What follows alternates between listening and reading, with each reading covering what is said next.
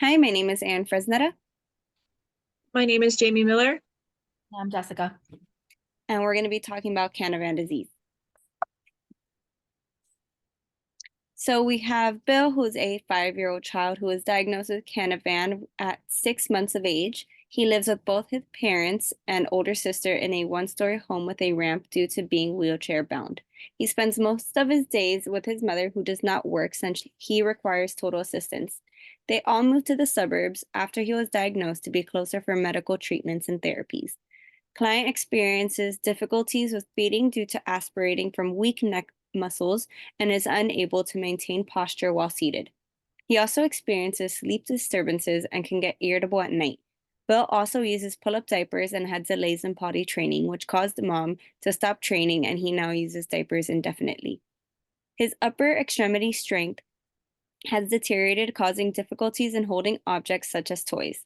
He is currently taking an anticonvulsant medication to reduce seizures, and he can have around 2 to 3 seizures daily, which prevents his family from taking him outside often. What is Canavan disease? Canavan disease is a neurological disorder in which the brain degenerates into spongy tissue full of small fluid-filled spaces. It is caused by a mutation in the ASPA gene, which makes an enzyme called aspartoclase.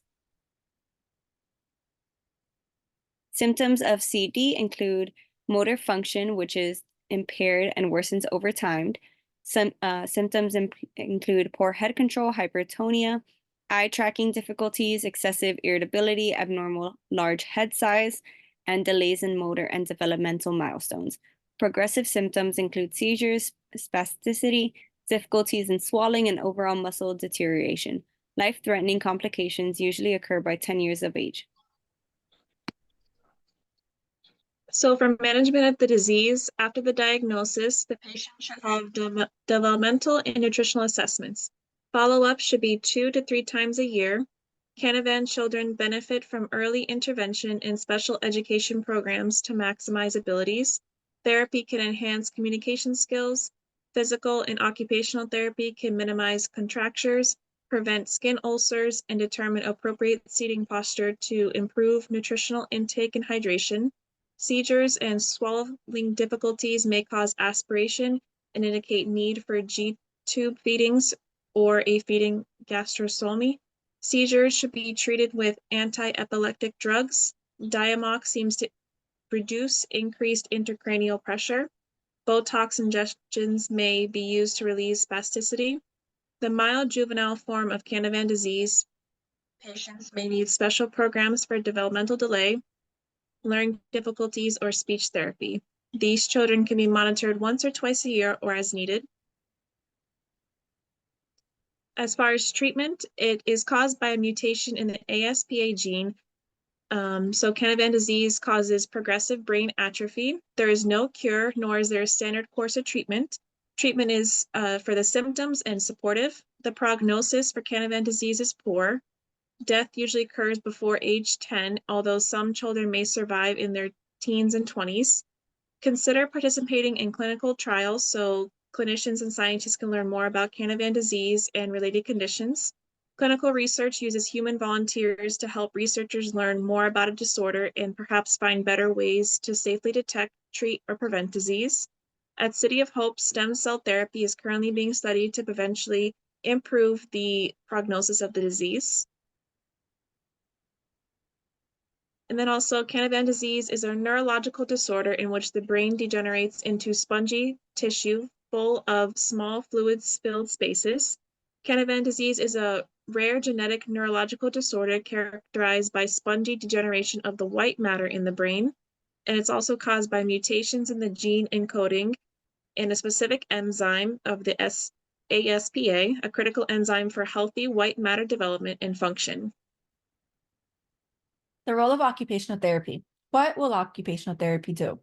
OT will address feeding challenges presented by the client by adapting the environment to be able to support safe eating practices, providing adaptive equipment such as seated positioning devices to both stabilize the client's feeding, as well as adaptive feeding equipment to educate the mothers of safe practices and how to use the adaptive equipment. OT will address bathing and toileting by educating the parent on adaptive bathing equipment such as reclining bathing chair and toilet ring with splash guards in order to safely have the client use the toilet and bathe as well as keep the bathroom sanitary. The occupations that are being affected are Billy's ADLs, which are feeding, bathing, toileting, and functional mobility. His IADLs, sleep, which is affected due to his sleep disturbances and his irritability, and also his play because he has difficulty with grasping objects. Now, continuing on, the OT will work with gross motor interventions in order to strengthen muscle tone so that the client will be able to maintain posture while seated using adaptive equipment, allowing to improve functional mobility. OT will also address sleep, determining reasons for his irritability in order to intervene. We will focus on targeting context and client sleep environment and engaging in evening activities that may even contribute to his sleep disturbances. We will also address play by working on hand strengthening techniques to focus on grasp and fine motor skills.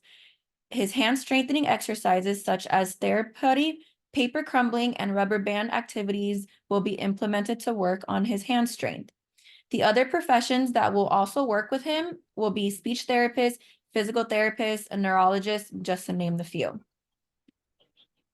Thank you. Thank you. Thank you.